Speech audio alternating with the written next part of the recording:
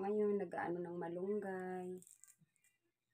Ito na yung mga pagkain ko kasi mga dahon. Ayan o, mabuti na lang may supplier ako. May mga naaawa sa akin. Nagbibigay sila ng malunggay sa akin. Minsan wala naman. Kaya bumibili talaga ako. Kaya kung sino may mga ano dyan malapit dito sa amin, kahit sa Montalban, pwede nyo pa ako deliveran ng kilo-kilo ng mga gulay na ganito. Kasi mas mabuti yung sariling tanim. Kasi walang chemical. Sa palengke kasi hinahaluan na nila ng mga chemical. Kaya hindi na talaga siya healthy. Ito, binigay sa akin. Mabuti na lang may nagbibigay sa akin. Oh. Ayan, ang dami na. Oh.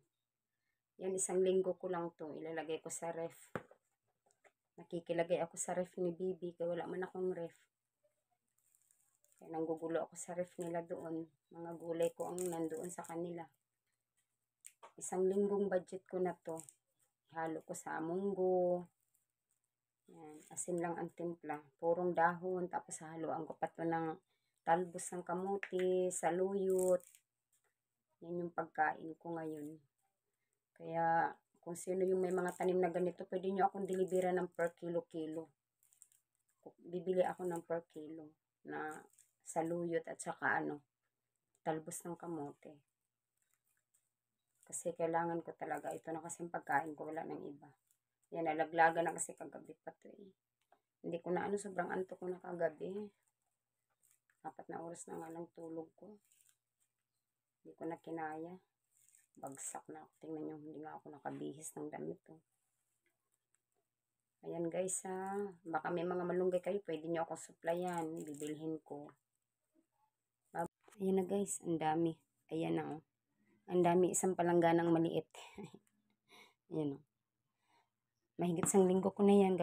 Nilagay ko lang sa ref, nilalagay ko sa Tupperware. Tapos nilalagay ko sa ref. Ito yung pinamili ko sa Balintawak kahapon kasi kailangan ko maraming kamatis. Kasi ang kamatis kasi maganda din yan sa anti-cancer. Ayan, ito yung mga ko. Kailangan ko sa katawan ko ngayon. Kinakain ko rin yan na hilaw. Tapos minsan niluluto ko rin yung kamatis. Siya yung inuulam ko minsan sa cauliflower.